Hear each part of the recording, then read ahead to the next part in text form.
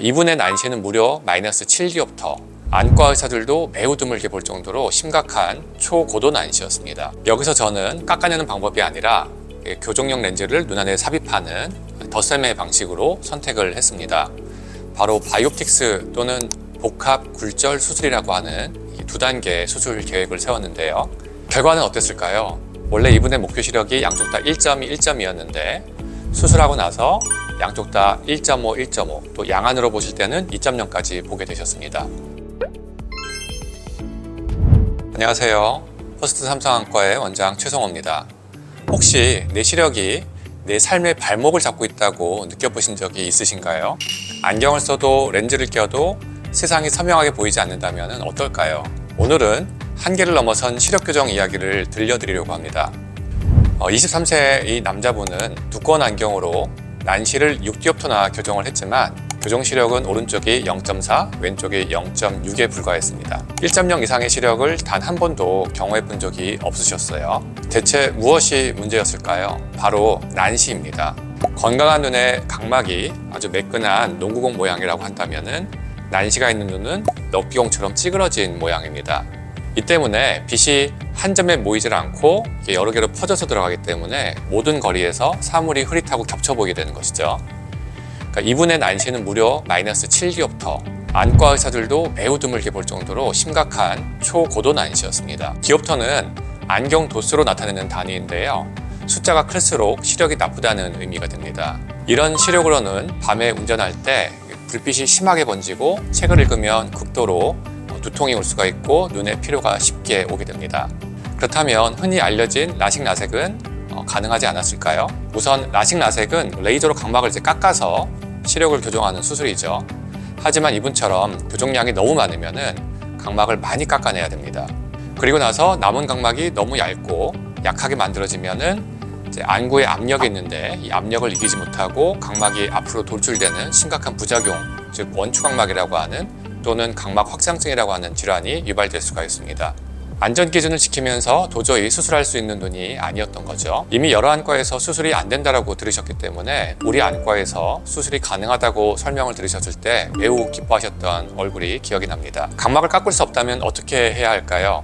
여기서 저는 깎아내는 방법이 아니라 교정용 렌즈를 눈 안에 삽입하는 덧셈의 방식으로 선택을 했습니다. 바로 바이옵틱스 또는 복합 굴절 수술이라고 하는 두 단계 수술 계획을 세웠는데요. 첫 번째 단계는 난시용 렌즈 삽입 수술입니다. 눈 안에 영구적인 특수 컨택트 렌즈를 삽입을 하는 것과 같은데요. 이 수술의 가장 큰 장점은 각막을 전혀 건드리지 않고요. 또 안전하고 만약의 경우 렌즈를 제거할 수 있는 가역적인 수술이라는 점입니다. 이 수술을 통해서 근시 그리고 난시의 대부분인 마이너스 5디옵터를 먼저 교정을 했습니다.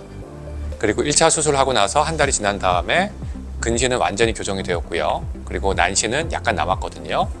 이것이 이제 수술한 계획의 일부였는데 이때 2단계 수술, 즉 더 완벽하게 더 다듬게 하는 과정이 남았는데요.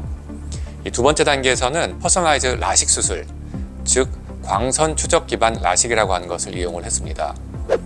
이 기술은 안구의 근시, 난시, 불규칙 난시를 눈의 지문처럼 인식을 합니다. 최대 2000여 개의 고유한 지점을 측정을 해서 각막의 미세한 굴곡까지 파악한 3D 지도를 만들게 되고요. 그리고 레이저로 이제 눈에 맞는 맞춤형 지도에 따라서 남아있는 난시뿐만 아니라 안경이나 일반 렌즈로는 절대 교정할 수 없었던 불규칙 난시까지 정교하게 다듬어 줍니다.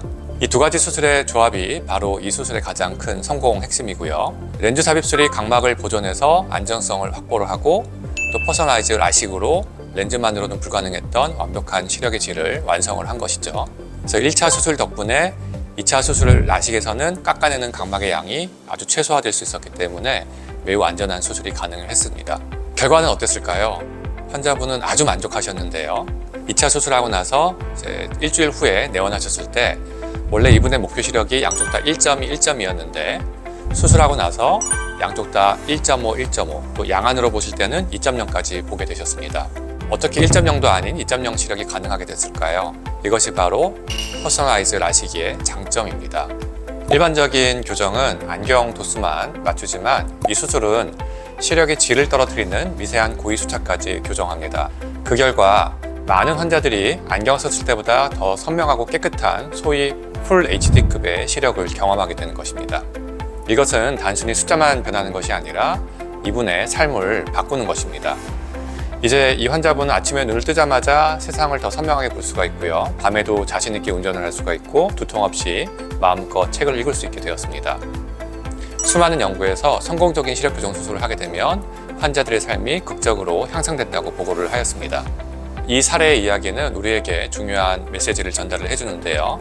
현대 시력 교정 수술의 목적은 어떤 수술이 최고인가가 아니라 나에게 맞는 최적의 전략이 무엇인가입니다. 다른 안과에서 수술 불가 판정을 받았지만 정밀한 진단을 통해서 또 최적의 기술 조합을 통해서 불가능을 넘어설 수가 있었던 것이죠.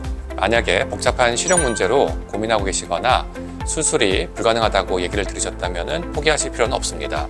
전문가와 정밀하게 상담을 받으시면 새로운 가능성도 찾을 수가 있습니다. 지금까지 안과 전문의 최성호였습니다. 감사합니다.